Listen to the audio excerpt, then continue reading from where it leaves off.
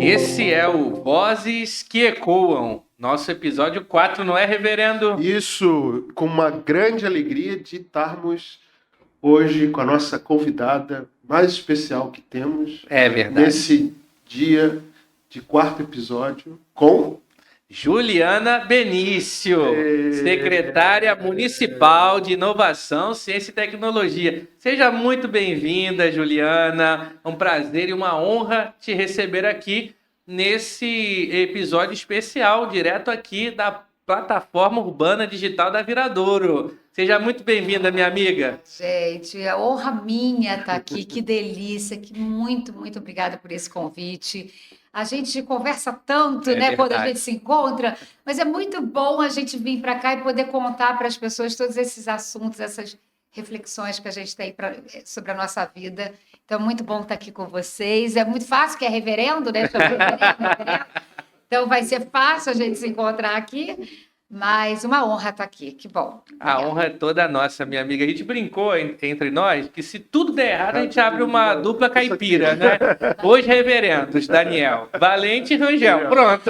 Maravilhoso. Eu já comprei o CD, já baixei a música, tá ótimo. Minha amiga querida, diga pra gente, pra nossa audiência aqui do Vozes que Ecoam, Juliana Benício, como que você começa a sua trajetória política? Hoje você está na Secretaria de Inovação, Ciência e Tecnologia, mas você já vem contribuindo com a sociedade de várias maneiras.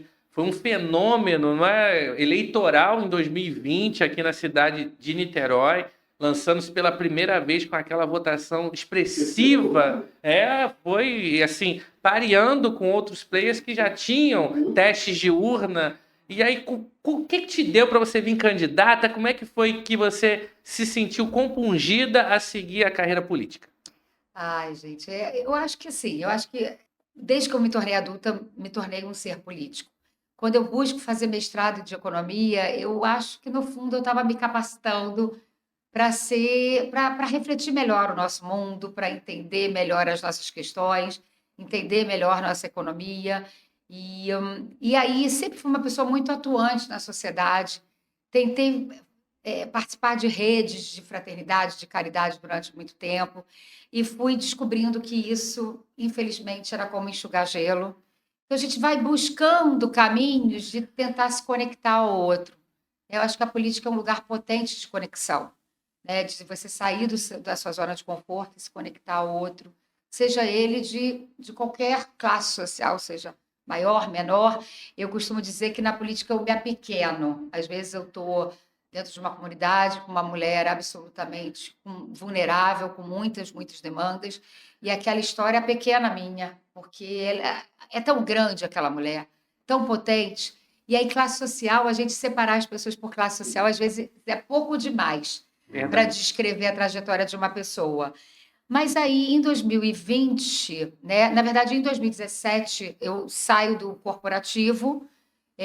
Eu tenho meu quarto filho, que já é uma comunidade que eu já em casa, né? Então eu já convivo muito com as diferenças, né? E por ter meu quarto filho, eu decido fazer um concurso público para viajar menos, ficar mais em Niterói. Quando eu entro no Instituto Federal, me deparo com uma política pública absolutamente potente. A gente vê ali a educação de verdade fazendo diferença. No corporativo, eu sempre trabalhei com educação, sempre fui gestora de educação. Já trabalhei num grupo com 150 unidades pelo Brasil, né? Então, educação para mim também é uma área muito política. Sim, né? Verdade. Você tem diversos atores ali, você precisa oferecer uma educação, na verdade, que contemple não apenas os alunos, mas os pais, os professores, todo mundo é envolvido nesse processo de uma forma muito potente. Verdade. Até porque o professor aprende muito também, então é uma troca potente. Então, quando eu chego no Instituto Federal, que realmente a atuação político-partidária começa a pesar em mim. Isso em 17. Em 17, que eu estou, em 17 eu não vou conseguir fazer essa conta, mas por volta de 42 anos. Ou seja, tem 48, hoje, 6 anos atrás. Sim, bem recente, né? E aí, de fato, eu começo a me envolver mais com partidos políticos e escolho o Partido Novo na ocasião para vir candidata a prefeito. A prefeita tem um processo seletivo no partido E aí eu passei nesse processo seletivo, fui a única candidata a passar, fui a única mulher no Brasil do Partido Novo a ser uma candidata No Brasil, a majoritária, Nossa, sim. olha. Porque o processo seletivo era um processo muito corporativo e como as mulheres geralmente não chegam no C-level, assim, que é num level de uma gestão de alta performance, então eles tiveram poucas candidatas mulheres pelo Brasil. Então, eu fui a única que realmente cheguei até o final, no Brasil inteiro. Fui a segunda com melhor performance em termos de resultado eleitoral no Partido Novo. O Partido Novo, em média, fazia 1% sim, na majoritária. sim. A gente chegou a quase a 7%. Então, é isso. E eu sou muito feliz. Assim. Meu avô foi político. Só que ele não teve nenhum filho político, então não foi intergeracional ali. Eu acho que é mais pro DNA, porque não foi uma herança. Pulou uma geração. Pulou uma geração, exato. Legal, bacana. Você já tinha tido contato com essa parte de tecnologia, já que você está gestando essa secretaria, ou é a primeira vez que você se depara com isso? Não, muito boa pergunta, porque na verdade eu sou engenheira de produção. Tá. É interessante falar da minha formação. Sim. Eu sou graduada em engenharia de produção, mestrado em economia e doutorado em engenharia de produção de novo. Tá. Então, por exemplo, no meu doutorado, a minha área de pesquisa era muito ligada, inclusive, à programação. Por exemplo, eu faço um algoritmo no meu doutoramento. Então, o engenheiro é muito ligado à tecnologia. Sim. E a gente, quando estuda a produção, a gente sempre incorpora a tecnologia como um mecanismo de aumento de produtividade, diminuição de custos. Então, a tecnologia fez parte da minha formação. Né? Quando eu chego no Instituto Federal, eu assumo primeiro a coordenação eu esqueci do nome da coordenação, mas pós-graduação, pesquisa e inovação. Pós-graduação, pesquisa e inovação. E depois eu vou para a agência de inovação na reitoria. Então, dentro do Instituto Federal, eu já entro nessa área específica de inovação e articulação com a tecnologia.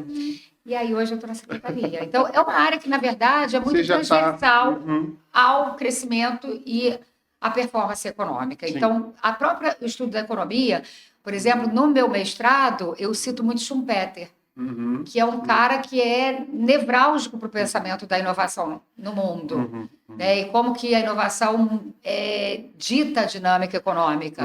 Então, é isso. Praticamente parece que eu me preparei a vida inteira para estar aqui. Bacana.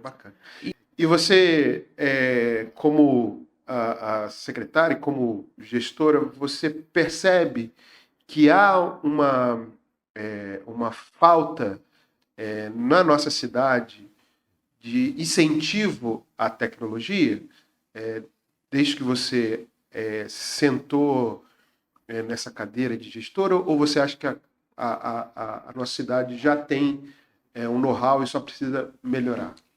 Eu acho que não é culpa da nossa cidade, eu acho que é culpa do Brasil. Eu acho que o Brasil investe pouco em tecnologia, né? A gente está sempre correndo atrás e quando vai ver está importando tecnologia. Hoje mesmo eu estava conversando com um grande empresário brasileiro e interessado de vir para cá participar do Distrito de Inovação da Cantareira, e eu estava perguntando que tecnologias ele aplica no negócio dele. E eu não vou falar só para não expor, mas porque a gente importa isso, importa aquilo. Você já pensou, se você começasse a pegar fomento e desenvolver essa tecnologia aqui, né, ou criar primeiro, você importa a tecnologia, que é importante. A gente, quando importa, a gente se nivela ao que está fazendo no mundo e depois começa a fazer as atualizações a partir de pesquisadores que a gente tem aqui. Quanto que isso ia sair mais barato para você? Né? O quanto que você ia conhecer mais essa tecnologia que você está usando? Então, a gente faz muito pouco isso. Então, a gente está sempre muito dependente de importar alguma solução fenomenal de fora. Isso precisa mudar. É uma cultura que precisa mudar, porque a gente precisa dar um passo atrás. Eu sei que é mais fácil comprar, mas é muito mais barato investir na construção dessa tecnologia e a gente precisa do empresariado para isso. Não pode achar que a universidade vai fazer isso sozinha, vai entregar isso de bandeja e vai estar esse produto pronto ali para os empresários usarem já pronto, porque o desenvolvimento da tecnologia necessita o conhecimento que está na universidade, mas também a experiência de quem está na ponta em comunicação com o mercado. Então, esses dois conhecimentos precisam se unir para que essa solução que está sendo gerada seja efetivamente boa e aplicável. E Juliana, em 17, né, você se depara com essa realidade política, não é? Começa a entender melhor a política partidária. Aí você vem em 20, candidata pelo Partido Novo, surpreendeu, não é? Muitas pessoas que ainda não te conheciam. Nos debates, Eu fiquei decepcionada, tá? É Porque mesmo? eu queria ganhar. Não, óbvio, claro. Mas, assim, para quem, né, não conhecia, você não tinha teste de urna ainda, é muito difícil alguém logo de primeira, né, em um partido que até então não tinha, era novo, né, então não tinha muita performance aqui na cidade. Sim, sem dúvida. E você foi um grande destaque, sobretudo nos debates, né? Nos debates ali, as suas ideias foram ganhando mentes e corações, e a urna mostrou que você estava no caminho certo. Aí você fala que você se frustrou, não é? Que você esperava ganhar. Aí não ganha. O que você pensou naquele momento? Em que você recebe o resultado da urna e fala, puxa, fui bem, fui muito bem, mas, né, foi o primeiro turno que o prefeito na ocasião venceu. O que você assimilou desse processo eleitoral? Como que você sai dele? Eu sempre digo que, na verdade, eu falo que eu queria ganhar, lógico, eu Claro, esperava mais resultado. Eu sempre falo que a boca de urna, para mim, tirou muitos percentuais, porque a gente via fazendo pesquisa e algumas pesquisas bem próximas da eleição, eu estava com 10%. E aí eu acho que foi, como eu não faço boca de urna, né? sim. Então, eu acho que a boca de urna me tirou aí alguns percentuais finais e eu acho que eu tinha chance de chegar ainda mais longe. Então, eu esperava mais, mas também acho que eu fiz bastante. Mas quando passou um tempo e eu sentei comigo mesma, eu vi, cara, você ganhou, você foi vitoriosa, sim. Eu fui a primeira pessoa em um processo eleitoral a falar de royalties. Se você observar, depois daquela campanha, o niteroense estava conhecendo o que era royalties, estava sabendo que a prefeitura recebia royalties, e eu acho que isso é o empoderamento do cidadão. Sim. Hoje eu estou junto do Rodrigo e a gente é muito parceiro, a gente se respeita muito e se admira muito.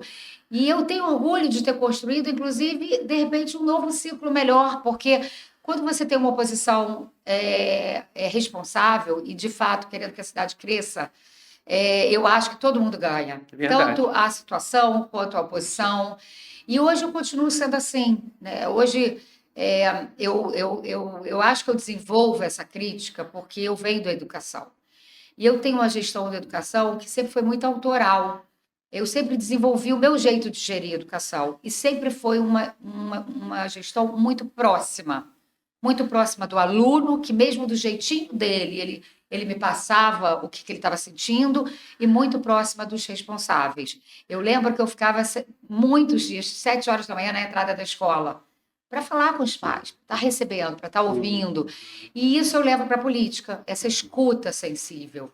Então, quando você faz uma campanha muito conectada não necessariamente seu eleitor, às vezes essa pessoa nunca vai vir para você, mas com as dores das pessoas, eu acho que você entrega muito. Sim. Então, eu fui ver que na minha campanha de 2020, eu acho que eu entreguei muito. Eu acho que muitas coisas que eu falei e muitas análises sobre a gestão pública em Niterói foram colocadas no peito e matadas, e a gestão pública decidiu melhorar aquilo.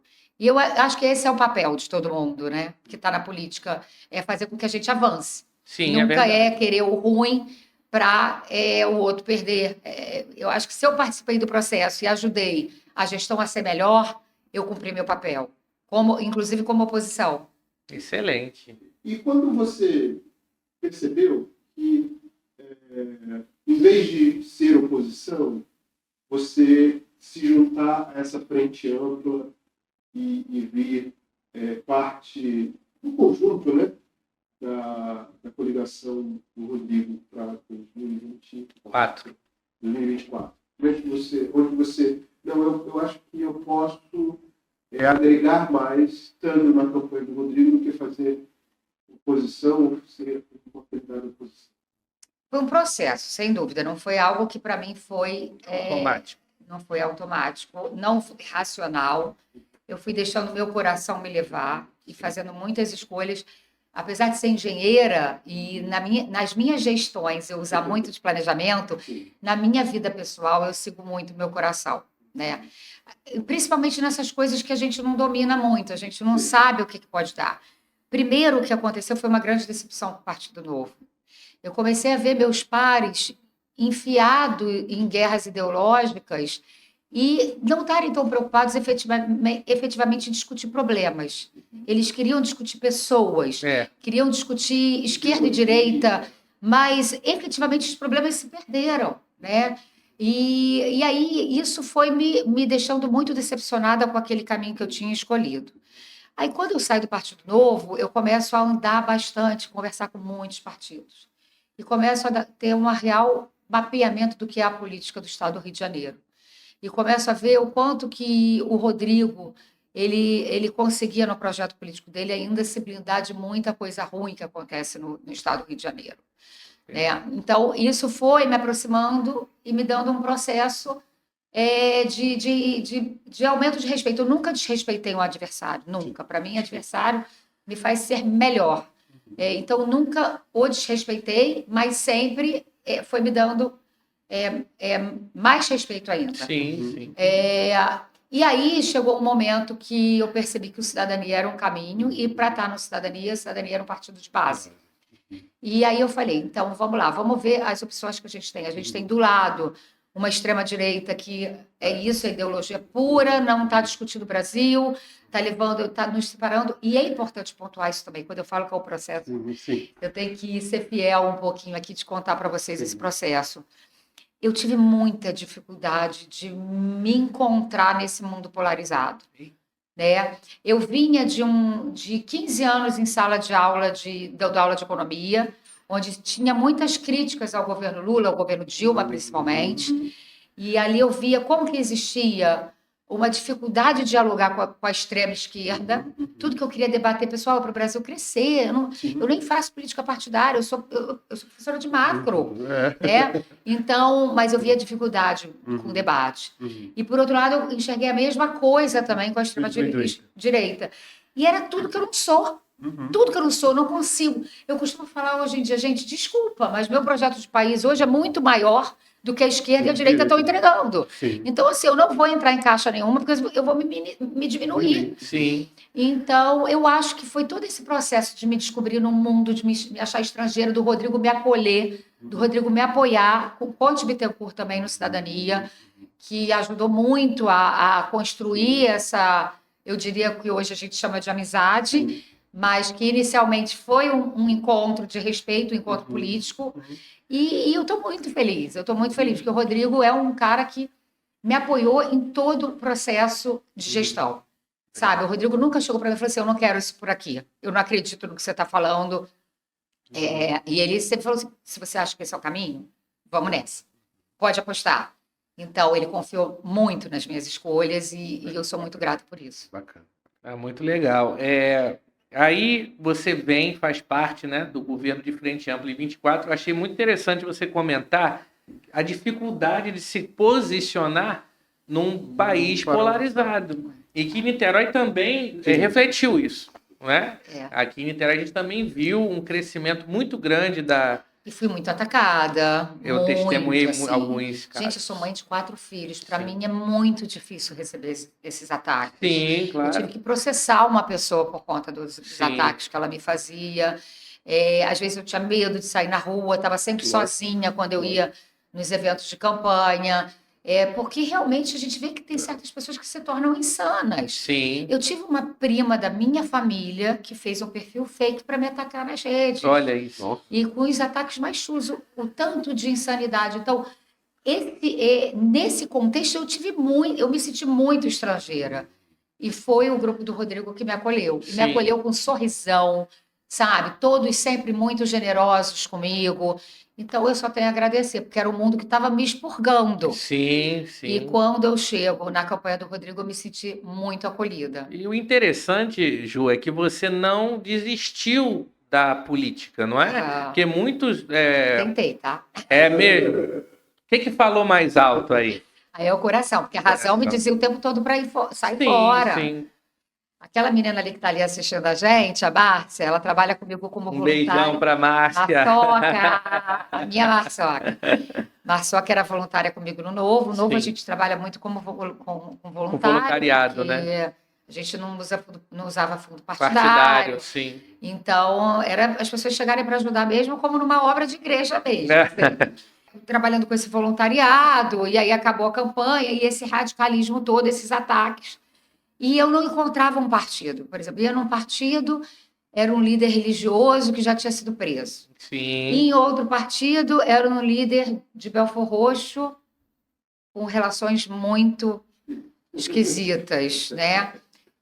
O Estado do Rio tem uma relação com o crime organizado que a gente precisa debater em algum É momento, verdade, é né? verdade, é verdade. E enquanto a gente não resolver esse problema, não enfrentar esse problema das instituições aparelhadas pelo crime organizado, a gente não vai conseguir avançar. Mas isso é uma outra pergunta. Sim, Vamos lá. sim, sim. Então, assim, eu fui tentando, eu tentei comprar uma escola, eu fiz o concurso público, e eu assumi um cargo de gestão na reitoria. Então, eu ia me envolvendo profissionalmente em projetos virtuosos, mas o meu coração estava na política. Assim, eu não conseguia parar de pensar.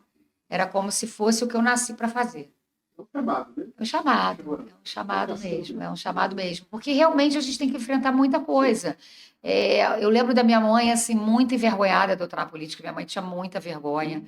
Minha filha, quando Cuidado. você não estiver mais aqui e falar que você foi política para os seus filhos, o que que isso vai significar? Realmente, porque hoje o que a sociedade interpreta de político não é legal. Sim. Né? É diferente de falar, minha mãe foi uma engenheira, né? Minha mãe foi uma médica, minha mãe Sim. Advogado. foi um radialista, né?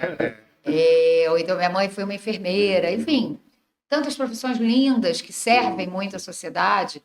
E o político hoje não é visto assim, mas realmente é uma coisa do coração, uma razão dessa vez foi escanteada. E o que que você atribui, para passar para o reverendo, o que você atribui essa ojeriza, né, essa repulsa que a sociedade está tendo, sempre teve, mas cresceu muito em relação a fazer político, ao ponto, né, das melhores mentes acabarem tendo esse drama, né, de vou seguir carreira pública como político, vou construir politicamente, e a maioria das pessoas, como com seu perfil, querem se afastar. É só ver né? o que aconteceu, desculpa Nada. interromper, mas ver o que acabou de acontecer com essa questão do estupro coletivo, né? 2 são filhos de políticos, né? Olha só. Eu acho que já tem Lamentável. um senão aí, né? Das pessoas terem a mesma situação que você. O que a sua mãe falava para você? O que seus filhos vão pensar sobre isso? E assim, ela está certa. Pois é. Quando a gente olha o que acontece hoje, esse caso do estupro é mais um caso, Mais? tantos que a gente pode citar. O que eu atribuo isso é que a classe política ela detém um poder. Mas quando as escolhas dela estão muito. E elas têm mérito de terem chegado ali. Sim. Ninguém está desmerecendo as pessoas que estão no poder. É como a sociedade se organiza, de fato, e são instâncias de poder que podem estar alinhadas com a ética ou não. Então, quando você vê que as escolhas desse grupo estão muito distantes do que a população entende como ser ético, então eu não estou falando sobre ser legal ou não, legal no sentido da legalidade, né? Mas do moral, assim, né? Então, eu vejo que essas decisões estão muito distorcidas, seja por conta de corrupção, seja por conta de apadrinhamento, seja por conta de fisiologismo, seja por conta de ineficiência. Então, assim, são tantas esferas que a política, que o grupo político hoje não consegue retribuir para a sociedade, que eu acho que acaba ficando, e aquilo que é muito ruim, você generalizando. Porque realmente, eu lembro quando eu fiz campanha, tinha dias que eu chegava em casa assim, exausta. Porque assim, era um peso ver o cidadão olhando para você, vocês são tudo bandido, vocês não prestam para nada, eu não quero nada de política, sabe? Olhando assim no meu olho, com ódio. Então, era uma carga que eu recebia. E a gente precisa reverter isso, porque se a gente continuar assim, E essa guerra ideológica está potencializando isso, porque está Verdade. dando mais decepção ainda, porque não está resolvendo o problema da vida das pessoas. E então, o que eu acho mesmo é a gente voltar a se conectar ao tronco moral e ético da sociedade. De projetos, né? Temos Sim. alguns projetos que você tem capitaneado e um dos projetos que a gente gosta muito e a gente... Então, vamos lá, meu projetinho do meu coração, que está andando mais devagar do que eu queria, mas vai indo. Quando eu chego na secretaria, né, a gente vê que existe lá a questão, a inovação, ela precisa de um distrito, de algo que a gente diria que é a performance absoluta do que é pesquisa, do que é tecnologia, mas, por outro lado, a gente não pode criar esse movimento sem olhar para a base, né? E aí a gente já tinha as plataformas, já era uma política da secretaria, as plataformas urbanas digitais, que é a formação e inclusão digital, que é muito potente, mas ela não consegue ser capilarizada. Ela não consegue, porque é um equipamento caro, é um equipamento que demanda uma estrutura cara, e a sociedade precisa de um pouco mais de pressa. Então, a gente precisava penetrar com um pouco mais de agilidade nos territórios. Então, a Casa Smart, por que eu não quis chamar a PUDzinha? Porque a PUD, ela é mais do que um curso de formação, ela é um lugar de acolhimento, ela é um lugar de mudança de território mesmo. E a gente falou assim, não, mas a gente precisa de algo mais fluido, que seja curso de formação de qualidade nos territórios. Mas se eu chamasse PUDzinha, parecia que eu estava levando tudo que é a PUD em micro escala, e não era isso. Porque na Casa Smart nem sempre a gente tem uma capacidade de ter um acolhimento, né, de um espaço onde os alunos vão jogar e se relacionar, para além de um curso. A Casa Smart são cursos profissionalizantes. Então, essa foi a primeira decisão. Vamos botar um novo programa, vamos chamar de uma outra coisa. Aí a gente chamou de Casa Smart, que tinha a ver com nosso novo meio de vida. Né? Que meio de vida é esse? Meus filhos hoje chegam em casa à noite e falam: boa noite, Alexa. Toca para mim aquela música que ontem eu quis. Eles se relacionam com a inteligência artificial de uma forma que a gente ainda não consegue. Né? Então, eu quis falar assim, como que é essa casa nova? Como é que é esse lar? Como que é essa relação entre as gerações? É um lar inteligente. É um lar que funciona bem diferente do lar do século XX, por exemplo.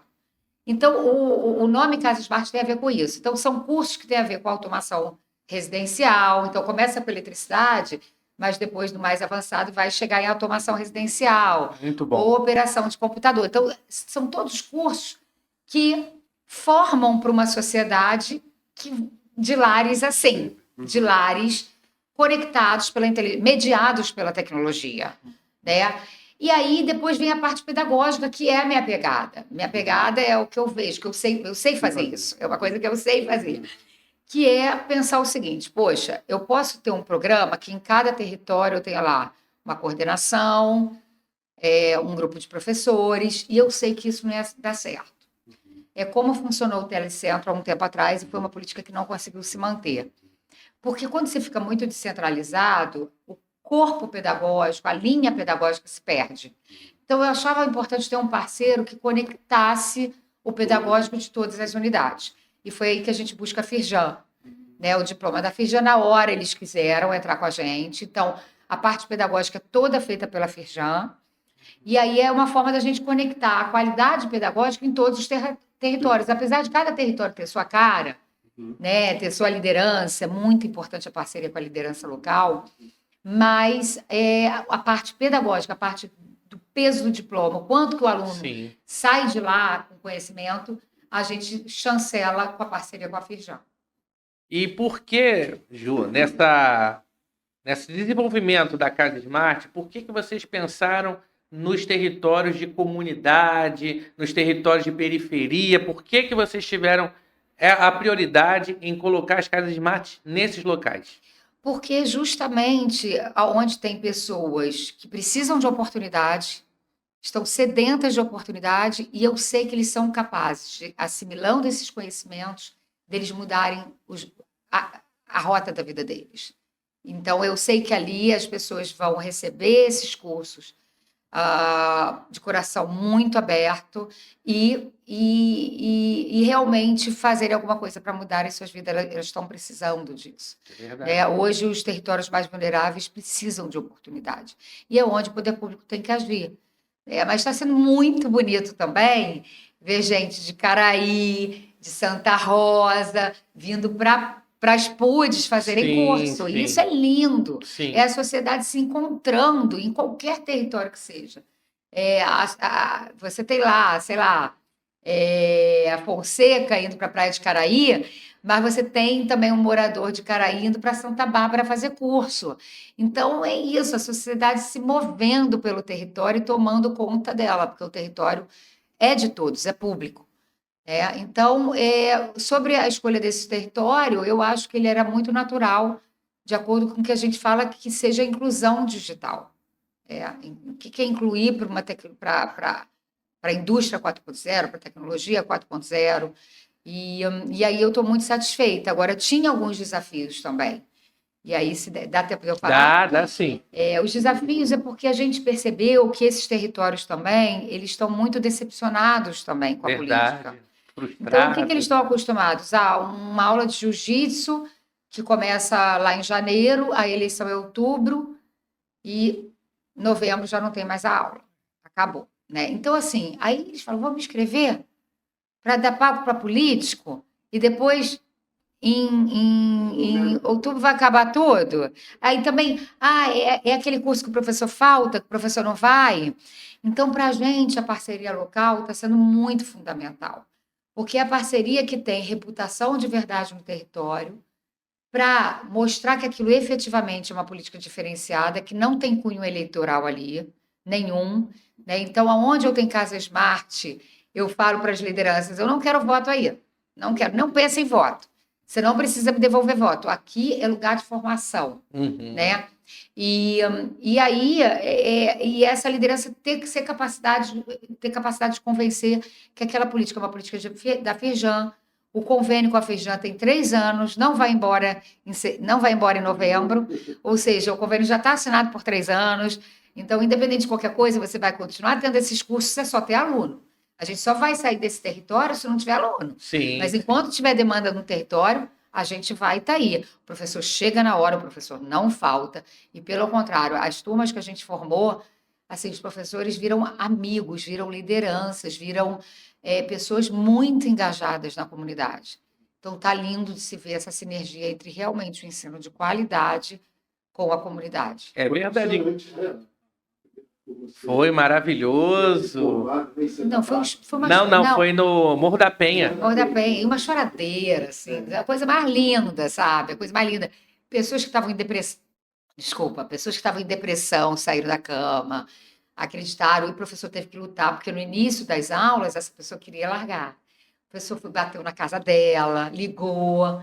Isso é qualidade Firjan. Firjan tem isso, de lutar muito pelo aluno.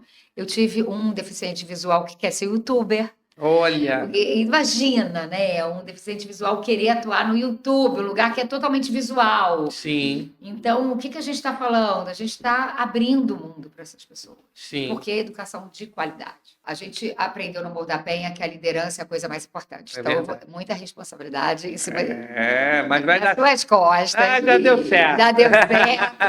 Porque é isso, a comunidade ela precisa perceber que a gente não está no modus operandi convencional. Isso a gente mudou o modus operandi. E eu sei que ela demora, porque ela tem razão de estar descrente, ela tem razão.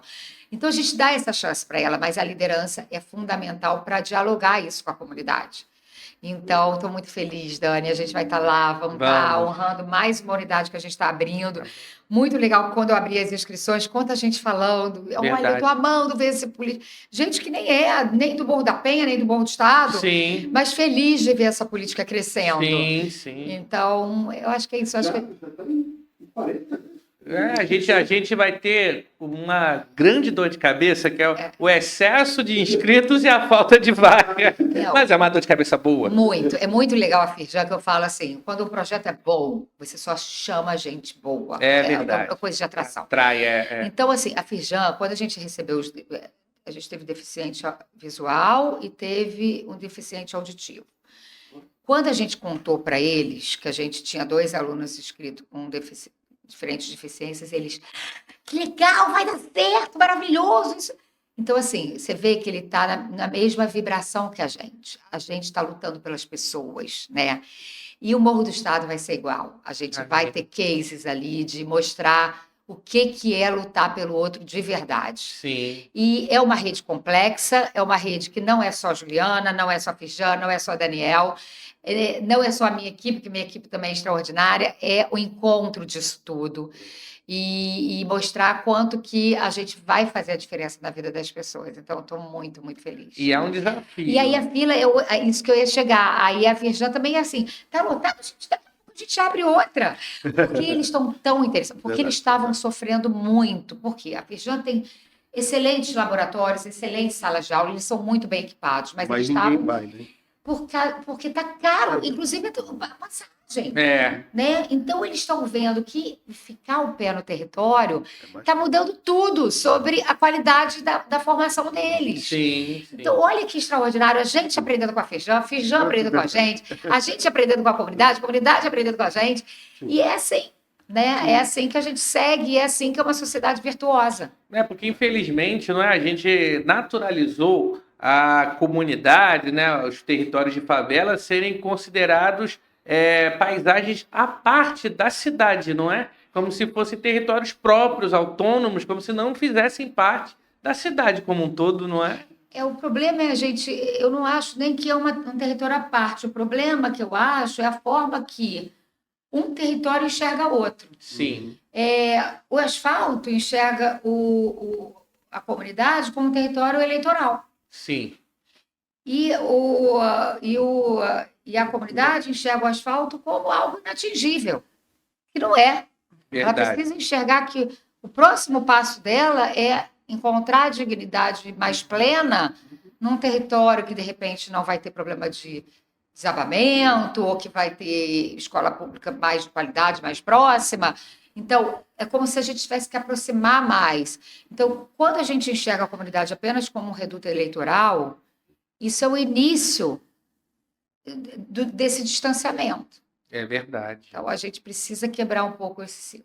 A gente usa, né, reverendo, para a gente já estar na reta final do nosso Vozes que Ecoam, quando o assunto é interessante. E uma convidada desse que gosta de falar. Passa bem rápido mesmo. Mas a gente tem, né, o nosso slogan, que é unir a favela e o asfalto por uma só cidade, não é? Então, o que for necessário para ajudar nessa integração, nós estamos aqui. Qual a sua mensagem final, reverendo? A gente vai ter que encerrar. Por mim, a gente ficaria muito mais tempo, mas a nossa secretária também tem seus afazeres, né? Ainda tem muita entrega. Queremos só agradecer a presença dela, né? Verdade. Que tirou o tempinho, né? Que é escasso de estar aqui com a gente. Agradecer essa transparência, essa vontade de querer produzir mais para a cidade. E sabemos que essa secretaria está em boas mãos. Né? É verdade. Políticas públicas de muita qualidade. Gente, eu só tenho a agradecer. Também foi muito bom estar aqui. Vocês já são parceiros de vida, como eu disse, a gente já se encontra, já conversa tanta coisa que a gente falou aqui, mas é muito bom a gente publicizar. Eu costumo dizer, desde que eu era diretora de escola e trabalhava como gestora no grupo, eu falava que a comunicação é fato fundamental para a boa gestão. A gente precisa se comunicar. Então, esse espaço aqui que vocês estão me dando, eu que estou honrada de estar aqui, não agradeçam pelo meu tempo, pelo amor de Deus. Eu preciso estar me comunicando, eu preciso estar explicando o porquê das escolhas, né, que são escolhas que a gente faz como gestora. Os recursos são muito escassos. Logicamente que a gente queria que não fosse, mas são. Então, a gente faz escolhas o tempo todo. Então, na verdade, eu me sinto muito honrada de ter tido esse tempo, de estar aqui podendo falar um pouquinho do porquê dessas escolhas, né? E do porquê de chegar até aqui onde eu estou hoje. Muito, muito obrigada. A gente agradece e agradecemos também a nossa audiência, né, dos Vozes que Ecoam, a vozes que são silenciadas, mas há vozes que ecoam. Obrigado, Ju. Beijo, gente. Beijo. Obrigada.